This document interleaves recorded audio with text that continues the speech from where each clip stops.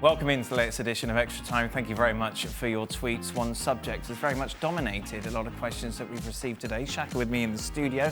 Nedum is with us, as is Frank Leboeuf, who posted quite the picture on Instagram. Look at that, ladies and gentlemen. Frank, just give us some insight into this picture. Where is it? Are you wearing anything below the picture line? Why? Okay, that was at the gym. Yes. Yesterday, and it was after the gym, in fact, in the dressing room, and I was wearing shorts underneath, and that's my hand taking picture, in case you were wondering, and that's. We weren't, to be honest. Yeah, I love the shade of the picture and the body. Yes. And just saying that if you keep on working out, you can have results. Right. That's pretty good. Oh, that's good. Nedum, are you going to follow suit this week? Absolutely not, no. No, it's not for me, to be honest. But credit to you, Frank. When I get to your age, if I look like that, maybe I'll post. But for now, I'm just going to keep it under this red top. We got to see Stevie do that. Good. That'd be good. I'll take some lighting. That would be quite light. Shaka, you're the same age as Frank. How does that make you feel? Old, given that Nedum just said, when I get to your age, goodness me. Nedum, what's the locker room like when players start tuning out their manager? Does training and meetings feel different, like you're just going through the motions? Surely this must be happening at Spurs with Mourinho. Yeah, 100%, 100%. Like, you can't escape it. Once, like one or two people might have a bit of dissent, but it tends to be people who aren't playing. But when the people who are playing start to lose a bit of trust in the manager, you start to see it. It doesn't feel the same when you arrive. You're being told to do tactics, doesn't feel the same. You go out to a game, things aren't going well. You don't have the trust that the manager's going to do something to change it, and you feel like it's the players almost versus the management. And when that's the case, things never seem to go well and they don't last for very long. So as far as Spurs go now, I think they're lucky to have the talent that they have because they can still win something. But if the talent was less, then I imagine this season would be a complete write-off. Nedum, I was listening to an interview with Joey Barton talking about his time at QPR and how much he hated Mark Hughes. You must have been there at that time. What was that dynamic like? To be honest, it's great that he said that because in that same breath when he was at QPR, I hated Joey Barton, so it was all the same thing, really. Like, as far as it went, he's a very unique human being, and I stress unique. In fact, we'll call him Marmite, and I really don't like Marmite, but some people do. Wow. So as far as that goes, he had his own ideas, and he would suggest things, do certain things, and it wasn't always a popular thing or a popular person. And he was entitled to dislike whoever he wants, but like I say in the same breath, Mark Hughes was doing the best that he could, and as far as personality goes, there wasn't that much reason to hate him in that time. Tactically or whatever, you could have had your issues, but that's Joey Barton, He's managing now, and I'm sure he's got he's finally starting to understand that maybe it's a bit trickier to pass on a message to 25 players as opposed to be the one player who sometimes criticizes a manager for pretty much every single day in training for a whole season. Wow, because Nedum, they were talking about him getting sent off in the big game against Manchester City, and they were saying that he just went straight to the back of the bus, basically, didn't interact with anyone because he didn't want to celebrate mediocrity. He didn't want to celebrate surviving relegation. Then he almost got into a fight with Sami Nasri. Sounds like a lovely evening. Yeah, honestly, these are the things you like, which are hard to understand about him because he does have those lofty ambitions. But the fact is, he was playing for QPR, and in that last game of the season, we were playing to stay up. And when you do stay up, people would lose their jobs if they went down. Not just players, but staff, cleaners, people working in the cafeteria, that type of thing. So it mattered. For some of those players, they had never played at the highest level before. So even finishing 17th was the highest position they'd ever finished in their careers. So when you think about it, you need to have, I think within football, the more empathy you have, the more you can enjoy it and understand what's going on. But he's obviously driven by whatever he's driven by. But the fact of the matter is, he never finished in the top four. I don't think he finished top six, and he's probably been relegated 3-4 times as well. So even though you don't want to celebrate 17th, I bet you didn't celebrate finishing in the bottom three either. Moving on, should Arteta be sacked, Shaq? I don't think he will. I think Arteta will at least start next season, and Arsenal rightly hope for an improvement, and that's where he'll be judged. But to the point of the question, I thought Arsenal were awful yesterday. Yeah, really bad again, wasn't it? We've seen that a lot this season. I was telling you, a good friend of mine is a huge Arsenal fan. And during the game, I text him, like, if Arsenal play any deeper, they'll be in the Thames. Now, I don't know where the Thames is to the stadium. But not as relevant because it's London. Well, yeah, so, but that was just my, just watching the game, I'm thinking, Arsenal not even trying to get out to their half here. Yeah. And that speaks volumes when you're a club with those ambitions, regardless of where you are right now. When you're a club with those ambitions and you're trying to put things in place to maybe make a better run of it next season, and you come up against still defending champions who are having an awful time, and that's how you play, I think rightly ask questions of Arteta, but he'll be given at least the start of next season to answer them. Nedum, who's the most improved player in the Premier League this season? Wow. Oh my goodness. I will say Luke Shaw would be at the Dominic top of a lot of people's Calvert-Lewin. list, wouldn't it? No, but he's been at Manchester United for a few years, and obviously he's had his issues. But there was one point when he was very good. But I'd say Dominic Calvert-Lewin, because in years gone by he was never really being spoken about as being a talisman. But this year, when he doesn't play for Everton, I think they're a poorer side. So for that to be the case, and for him to be playing for England now, I've got to put him in that conversation. But Luke Shaw's playing for England as well now, Nedum. Yeah, and he was doing it before, whereas Calvert-Lewin was not. But Dan, you're a really, really, really interesting guy, and I can't wait to meet you in person one day. I cannot wait. Sounds a little threatening. I can't Can wait. Shaka be with me when I great meet you? conversation off camera. Give me all this. No, he will don't think I not, can. he will not be with you. I cannot wait to meet you. Joey Barton come along with it. My new friend.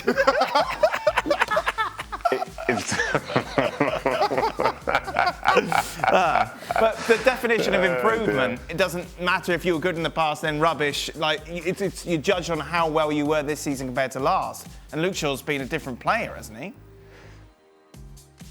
Okay, so thank you. So Dan, who do you think's the most improved player in the Premier League this year? Luke Shaw, great. John Stones. John Stones is a good shout. Yes. Thanks. Wow, yeah, very nice, Shaq. Only contribution to this. Frank, would you like to contribute? Also, will you be my friend? I would love to. I think Luke Shaw is on the right spot. But what about Grealish? What about Mount? No, Jack Grealish was well. good last season, Frank. Why don't he come to you with that? Right.